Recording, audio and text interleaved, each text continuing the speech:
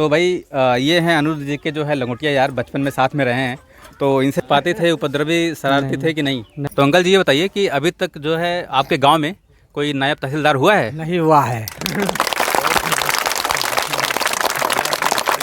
भाई देख रहे हो, आज तक इस गांव में आज तक कोई नया तहसीलदार नहीं हुआ है, और पहली बार अकेले अनिरुद्ध जो है इस गांव का नाम रोशन किया है इन्होंने, और पूरा गांव जो है बिल्कुल खुशी से झूम उठा है। आर्थिक स्थिति बहुत ही ख़राब रही है। शायद अब जब बीपीआर आपको मेरे घर की स्थिति, मेरे परिवार से आपको मिलाएंगे, शायद आपके आंसू आ जाएंगे। मतलब कभी कभी क्या होता था, फीस जमा करने के लिए पैसे नहीं होते थे, तो हम लोग को काम करना पड़ता था। वो कार्य आंटी जी आप बताइए, जब अनिरुद्ध बचपन में थे तो जैसे कि आप, उनकी माता जी नहीं थी, तो इनका देखभाल किस तरीके से आप लोगों ने किया?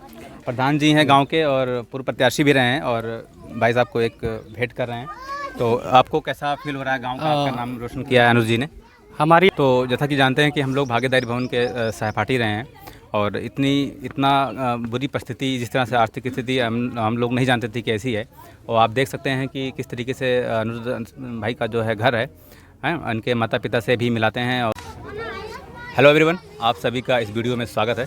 और दोस्तों, जैसा कि आप जानते हैं कि अभी हाल ही में 2022 का पीसीएस का रिजल्ट आया है, और हम लोग भागीदारी भवन के स्टूडेंट हैं, और हमारे साथ अनिरुद्ध सर हैं जो पीसीएस टॉपर हैं, और 37 रैंक है इनकी, और एनटी नायब तहसीलदार का पोस्ट इनको मिला है।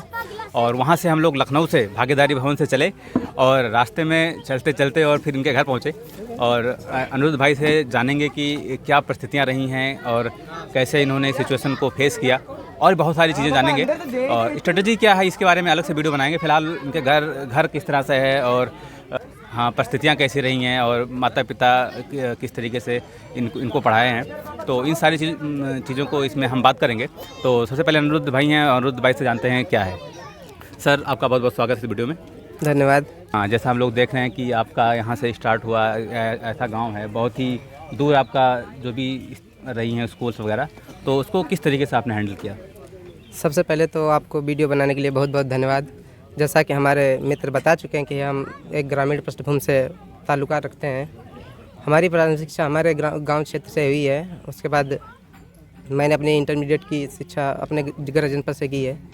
उसके बाद मैंने अपना जो है स्नातक लखनऊ विश्वविद्यालय लखनऊ से पूर्ण किया है। उसके बाद मैंने जो है तैयारी प्रारंभ की, और मैंने ये सिविल सेवा, प्रांत सिविल सेवा का पहला मेंस लिखा था, और पहली बार में ही मैं इंटरव्यू तक पहुंचा, और पहली बार में ही आज मैं चयनित होकर आप सभी के समक्ष रहता हूं, इसका चयन का श्रेय सभी परिवार वालों को, जितने भी हमारे मित्र हैं, जितने भी हमारे सहपाठी, हमारे गांव के लोग, हमारे समाज, हमारे क्षेत्र के लोग, उन सबका बहुत बहुत योगदान रहा। उन सभी को बहुत बहुत हमारी तरफ से धन्यवाद। अनिरुद्ध जी, एक सवाल ये है कि आपकी जो परिस्थितियाँ देख के ऐसा लग रहा था कि मतलब इतना जो पृष्ठभूमि आपकी है वो बहुत ही बैकवर्ड टाइप का दिखता है, तो आप सिविल सर्विस के बारे में कैसे आपका विचार आया, और यहाँ से कैसे आपने उसके बारे में सोच लिया? मित्रों, सबसे पहले तो बता दें कि परिस्थितियाँ चाहे जैसी भी हो, यदि व्यक्ति चाहने की मतलब पाने की इच्छा कर ले तो उसे हर हालत में प्राप्त कर सकता है। कहा भी जाता है, जहाँ चाह वहाँ राह। मतलब यदि पाने का भरपूर प्रयास किया जाता है तो पूरी जो कायनात है वास्तविक रूप से साथ देती है, और अब निश्चित रूप से एक दिन आप सफलता या अपनी मंजिल को प्राप्त करते हैं। तो आप पहले अटैम्प्ट में, यहाँ पे लोग 2-2 3 अटैम्प्ट देते हैं, लगातार अटैम्प्ट दे रहे हैं, उनका नहीं होता है, तो आपका जो है पहले अटैम्प्ट में किस तरीके का, कौन सा आपने ऐसा किस तरीके का स्ट्रेटजी फॉलो किया आपने कि पहली बार में हो गया आपका? मित्रों, बता दें कि मेरे साथ भी परिस्थितियाँ बहुत ही कठिन रहीं। जब मैं मुख्य परीक्षा की तैयारी कर रहा था, उससे पहले जो उसका जो चरण होता है प्रारंभिक परीक्षा का, वो बहुत ही टफ चरण होता है। आप जैसा सभी जानते हैं कि सिविल सेवा की तैयारी करना इतना आसान नहीं होता है ग्रामीण क्षेत्र की पृष्ठभूमि रखने वाले छात्र के लिए। फिर भी मैंने प्रयास किया, और अपने प्रयास में मैं निरंतर कार्य करता रहा, और जब मैंने प्रारंभिक परीक्षा उत्तीर्ण की, उसके बाद मैंने मुख्य परीक्षा पास करने के लिए बेहतर प्रयास किया, बेहतर मित्रों के साथ सहयोग प्राप्त किया। हमारे साथ जो हमारी सहपाठी थे उनका बहुत योगदान रहा, और जो और भी संस्थान थे उनका योगदान रहा। मैंने निरंतर कार्य किया, और आपको बता दें मैं एक दिन में कम से कम 3 टेस्ट लिखता था। और मित्रों को लगता है कि मुख्य परीक्षा उत्तीर्ण करना इतना आसान है, तो वो मुख्य परीक्षा पढ़ने की बजाय वो प्री में ही लगे रहते हैं। तो हम सुझाव देते हैं मित्रों को, सबसे पहले अपनी मुख्य परीक्षा पर फोकस करें। यदि आपका मेंस अच्छा होगा तो आप सिलेक्शन के बहुत नज़दीक पहुँच चुके होंगे। स्ट्रेटजी के बारे में तो बहुत सारी चीज़ें हैं, उसके बारे में हम कौन से बुक लिस्ट फॉलो किया, क्या किया आपने, इसके बारे में हम अलग से वीडियो बनाएंगे। तो नायब तहसीलदार बनने के लिए लोगों को क्या करना चाहिए? लोगों की तो बात अलग है, जो सिविल सेवा की तैयारी कर रहे हैं उन छात्रों के लिए है। यदि आप मतलब प्रशासन में आना चाहते हैं तो सबसे पहले जो अपने सुकून के एरिया, अपने क्षेत्र में रह रहे हैं और रह करके अध्ययन कर रहे हैं, तो जो उनका कंफर्ट जोन है उसे छोड़ना होगा। उस कंफर्ट जोन को छोड़ने के बाद दूसरा कंफर्ट जोन प्राप्त होगा, वो जो कठिन परिश्रम है उसके बाद ही प्राप्त होगा। एक और लास्ट सवाल ये है कि बहुत सारे लोग इकोनॉमिकली बहुत देते हैं कि बहुत प्रॉब्लम है, पैसे की दिक्कतें हैं, आर्थिक स्थिति अच्छी नहीं है, और आप इसके बारे में क्या कहना चाहेंगे? मित्रों, मैं आपको बता दूं कि आपकी आर्थिक परिस्थिति ठीक नहीं है तो आप बिल्कुल परेशान नहीं हो, क्योंकि जो आपके सामने राज्य सिविल सेवा की परीक्षा उत्तीर्ण किए हुए बंदा बैठा हुआ है, इसकी भी आर्थिक स्थिति बहुत ही ख़राब रही है। शायद अब जब बीपीआर आपको मेरे घर की स्थिति, मेरे परिवार से आपको मिलाएंगे, शायद आपके आंसू आ जाएंगे, क्योंकि जो हमने संघर्ष किया है ये मेरे क्षेत्र वाले या मेरे परिवार वाले ही जानते हैं।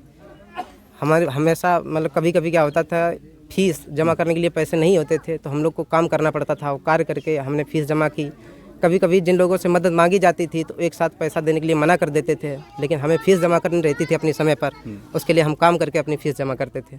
यदि आप संघर्ष कर रहे हैं तो आप समझ लीजिए कि आपकी सफलता तय है, क्योंकि संघर्ष ही आपकी ज़िंदगी को महान बनाता है। तो जैसा कि जानते हैं कि हम लोग भागीदारी भवन के सहपाठी रहे हैं, और इतना बुरी परिस्थिति, जिस तरह से आर्थिक स्थिति हम लोग नहीं जानते थे कि ऐसी है, और आप देख सकते हैं कि किस तरीके से अनुरुद्ध भाई का जो है घर है, उनके माता पिता से भी मिलाते हैं और जानते हैं कि किस तरीके से इन्होंने अपने अनुरुद्ध को पढ़ाया और कैसे इन्होंने संघर्ष किया, सारी चीज़ें भी जानते हैं। तो फिलहाल लास्ट में लोगों को क्या संदेश देना चाहेंगे, और आपका सक्सेस, जो सफलता का जो मूल मंत्र है वो क्या है? धैर्य के साथ कठिन परिश्रम करते रहना सफलता का मूल मंत्र है। सिर्फ धैर्य रखने से काम नहीं चलता है, धैर्य कठिन परिश्रम के साथ होना चाहिए। यदि आप परिश्रम कर रहे हैं और धैर्य रखे हुए हैं तो निश्चित रूप से सफलता प्राप्त होगी, क्योंकि कहा जाता है कि धैर्य और परिश्रम सफलता की सीढ़ियां हैं जो सफलता की राह तय करते हैं।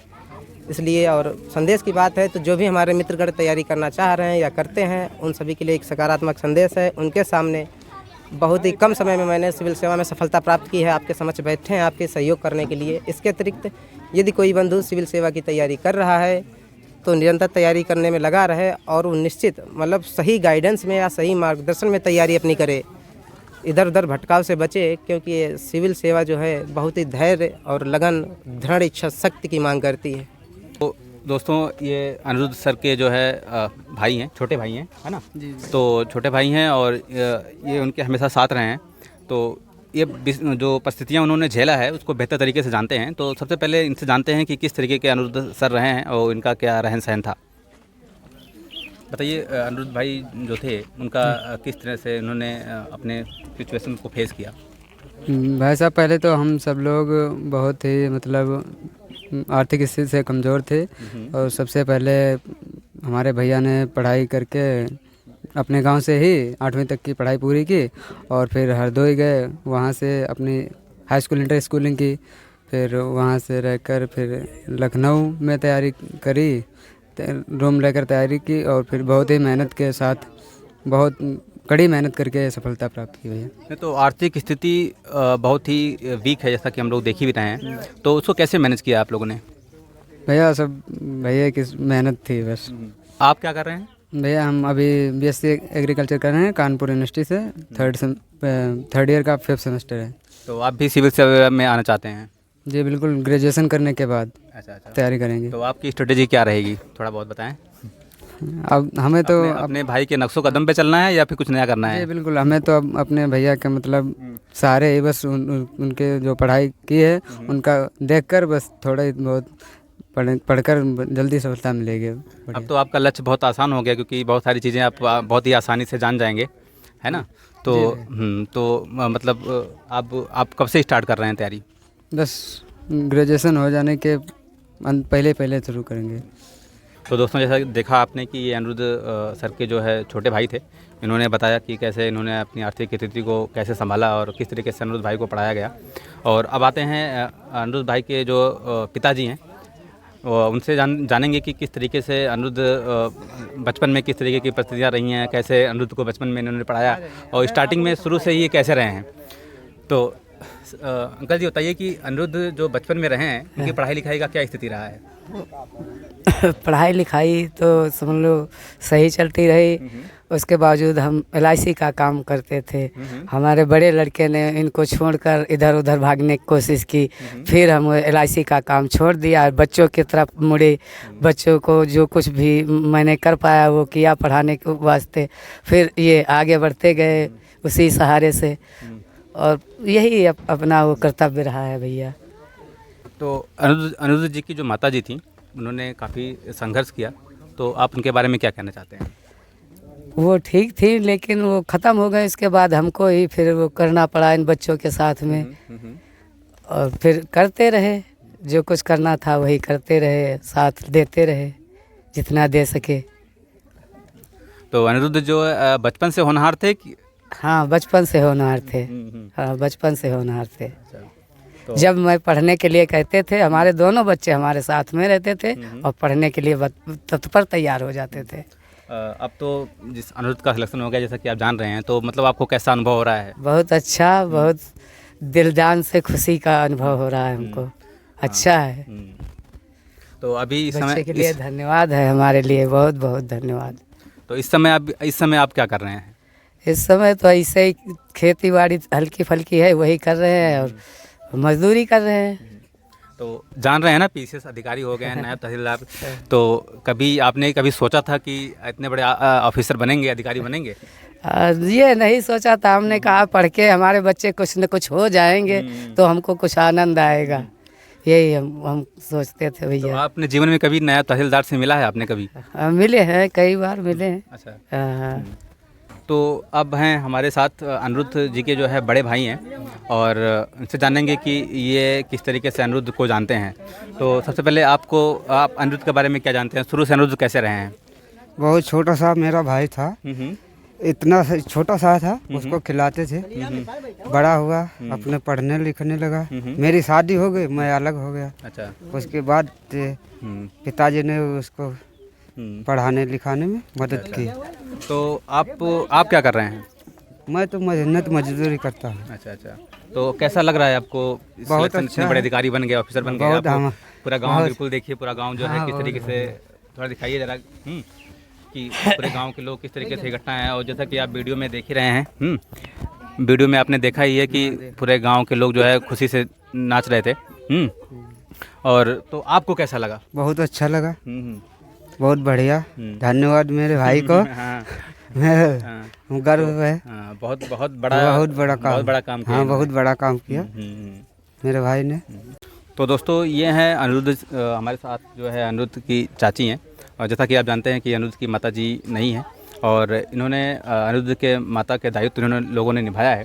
तो आइए जानते हैं कि किस तरीके से इन्होंने सिचुएशन को झेला है। तो आंटी जी आप बताइए, जब अनिरुद्ध बचपन में थे तो जैसे कि आप उनकी माता जी नहीं थी, तो इनका देखभाल किस तरीके से आप लोगों ने किया?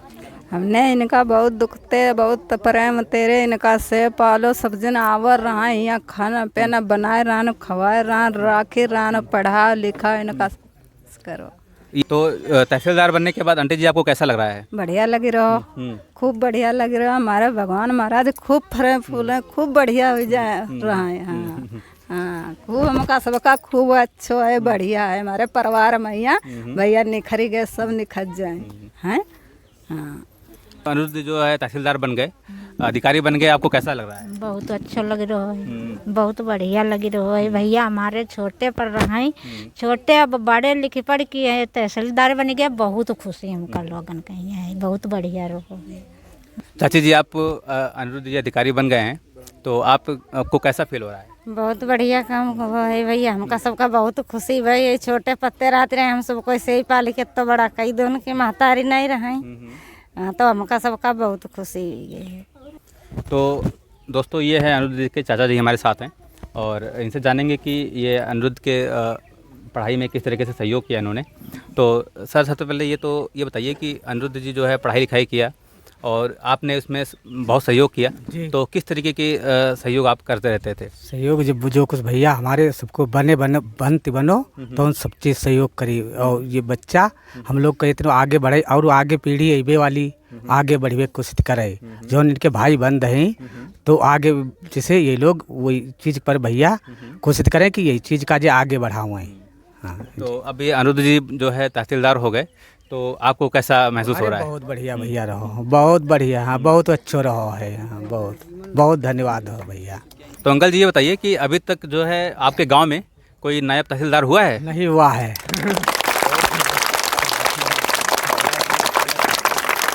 तो भाई देख रहे हो, आज तक इस गांव में आज तक कोई नया तहसीलदार नहीं हुआ है और पहली बार अकेले अनिरुद्ध जो है इस गांव का नाम रोशन किया है इन्होंने और पूरा गांव जो है बिल्कुल खुशी से झूम उठा है।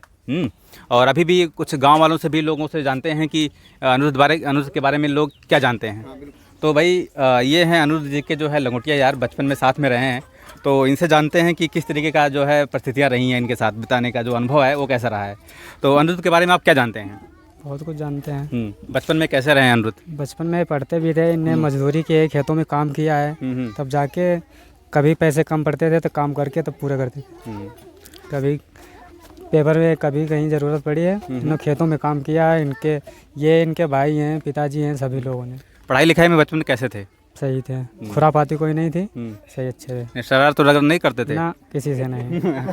किसी से गाँव वालों को परेशान करना? ना, किसी से नहीं। आज पाते थे, उपद्रवी शरारती थे कि नहीं? नहीं, कुछ नहीं। कुछ नहीं, कुछ नहीं, बहुत सीधा साधे थे। सीधे। अच्छा, तो बहुत सिंपल लड़के हैं। सिंपल। अच्छा, प्रधान जी हैं गांव के और पूर्व प्रत्याशी भी रहे हैं और भाई साहब को एक भेंट कर रहे हैं। तो आपको कैसा फील हो रहा है, गांव का आपका नाम रोशन किया है अनिरुद्ध जी ने?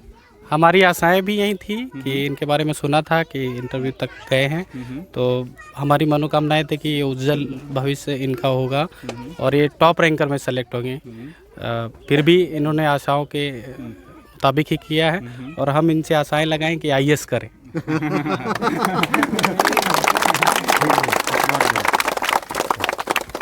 तो दोस्तों ये हैं अनिरुद्ध जी के गांव के सबसे बुजुर्ग व्यक्ति हैं और ये अनिरुद्ध जी को बहुत ही बचपन से बहुत बेहतरीन तरीके से जानते हैं। तो आइए जानते हैं इनसे कि अनिरुद्ध जी के बारे में क्या क्या जानते हैं। तो दादाजी, आप अनिरुद्ध जी के बारे में क्या क्या जानते हैं बचपन से? हम जानते हैं बचपन से इनकी माँ खत्म हो गई थी, वे बहुत नाजुक थे, अपने परिश्रम से, अपने कर्तव्यों से और परिवार के मतलब जो व्यवहार कर्तव्य उनके लायक हो सका तो परिवार वालों ने सब कुछ किया। हाँ। तो इनका पारिवारिक संघर्ष जो है वो कैसा रहा, आर्थिक रूप से या फिर सामाजिक रूप से? मतलब अब भगवान की कृपा है, इनकी माँ खत्म हो गई थी, माँ की गोदी में पता नहीं कैसा बच्चा पैदा हो, ना गरीब या अमीर, अधिकारी, उच्च अधिकारी हो तो ऊपर वाला जानता है, लेकिन इन्होंने बहुत काफ़ी परिश्रम किया। इनको भली बार आज हमने देखा है, हम हरदोई में रहते हैं, मकान हमारा यहाँ है, हमारा परिवार हरदोई में रहता है। आज इस लड़के के संबंध में पूरा टोला, पूरा गांव हमारा प्रशंसा। तो जैसे कि आप जानते हैं कि गांव बहुत बड़े अधिकारी बन गए हैं, तो आपको कैसा अनुभव, आपको कैसा हो रहा है? हमको बहुत अच्छा लगा। हमारा लड़का ये मास्टर है, टीचर, इसने तुरंत मतलब कल हमको बताया कि राम सागर का लड़का वो नायब तहसीलदार में हो गया है। फ़ोन हुआ, हम फौरन आए यहाँ गांव हरदोई से। जैसा हम लोग आ रहे थे तो पूरे गांव के सभी लोग मिलकर के डांस नाच रहे थे और सभी खुशियाँ मना रहे थे, है ना? तो आप जो है, आपको इस बारे में आप क्या कहना चाहेंगे? हम कहना चाहते हैं बड़ी खुशी की बात है, गांव वालों को सब खुशी है, रिश्तेदारों की खुशी है और हमारे 3-4 तहसीलों में पहला नंबर इस लड़के का है। पहला नंबर है? पहला नंबर है। तो ये तो हमारे नॉलेज में नहीं आया कि पासी बिरादरी में पहला नंबर मतलब किसी का आया हो नायब तहसीलदारी में।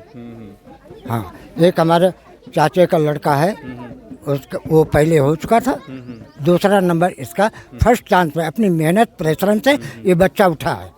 हाँ, इसने बड़े कष्ट उठाए, बड़ा संघर्ष किया और अपनी मेहनत परिश्रम से इन्होंने बहुत सहयोग। तो दोस्तों हमारे साथ हैं इसी गांव के जो है अनिरुद्ध जी के चाचा हैं और इसी गांव में ही प्राथमिक विद्यालय में अध्यापक हैं। तो इनसे जानते हैं कि अनिरुद्ध के बारे में क्या जानते हैं और इनको कैसा अनुभव हुआ और किस तरीके से अनिरुद्ध ने संघर्ष किया इस गांव में रह करके। तो सबसे पहले आपका स्वागत है।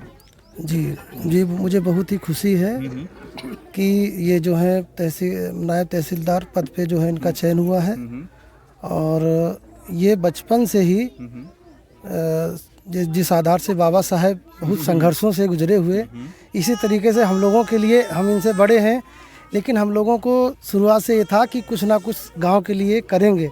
और हम आते थे कुछ किसी ना किसी को सभी को समझाते हैं, शिक्षा से संबंधित ही, कि गांव में तो बहुत ही मानसिकता खराब रहती है, लेकिन शिक्षा के द्वारा जैसे जब ये आज हो गए हैं तो इनको देख के काफ़ी लोग सुधार करेंगे, अपने बच्चों को अच्छा बनाने का प्रयास करेंगे।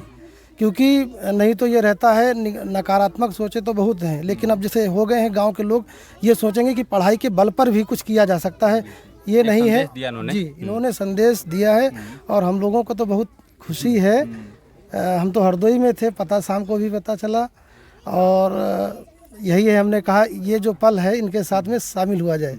अगर कल आते तो ये जैसे आप सभी लोग हैं तो शायद नहीं होते, तो बस इनके साथ में एक पल गुजारने के लिए ही समझो साथ में ही रहे, आप लोग सब गाड़ी में थे, तो बहुत ही अच्छा लग रहा है। और गांव को संदेश ये है कि सभी लोग अपने बच्चों को पढ़ाएं। पापा से हमने पूछा, शायद 2 बीघे भी शायद खेती नहीं है, तो इन्होंने मतलब बहुत लोग पैसे के बल पर, जैसे हमारे पिताजी नौकरी करते थे, आज हम अध्यापक ही हैं, तो अध्यापक ही हो पाए हैं, लेकिन इन्होंने समझिए पूरा गांव का नाम रोशन किया है। और हम सबसे यही कहते हैं, पढ़ाई के द्वारा ही आगे बढ़ा जा सकता है, और कोई माध्यम नहीं है जिससे हम अपनी बुलंदियों को और छू सकें गांव के आधार से। इनकी शिकायतें तो नहीं, लेकिन इनसे सीखा जा सकता है। ऐसा लगा कि हम भी कुछ करना चाहें, कर सकते हैं, क्योंकि काफ़ी कम उम्र में इन्होंने जो है, अभी शायद 24 साल के भी नहीं हैं, और ये मुकाम हासिल किया है, तो ये तो सभी के लिए बहुत खुशी का पल है। तो ये 2-4 साल में IAS भी इनके लिए बहुत छोटी चीज़ है। तो हमारे साथ एक और अंकल जी, आप गांव के निवासी ही हैं, और जानेंगे इनसे भी कि अनिरुद्ध के बारे में आप क्या जानते हैं और क्या महसूस हो रहा है आपको इस सिलेक्शन पर। सिलेक्शन क्या है, मेरे गांव की गर्व की बात है। मैं इस समय खुद नायब तहसीलदार पोस्ट पर हूँ, और जैसे ही मुझे पता चला, मैंने खुद इसका रिजल्ट देखा था, तो मेरे पास PDF फाइल नाम सर्च किया कि मुझे बहुत गर्व हुआ। तो हमारे साथ भाई पूर्व प्रधान जी हैं, हाँ, और पूर्व अनिरुद्ध जी के बारे में प्रधान जी आप क्या जानते हैं? जानते हैं कि हमारा लड़का पोता लगता है। अच्छा। हाँ, और ये लड़का हम जब प्रधान हुए थे तभी से छोटा था, पढ़ने में अच्छा और मेहनत की।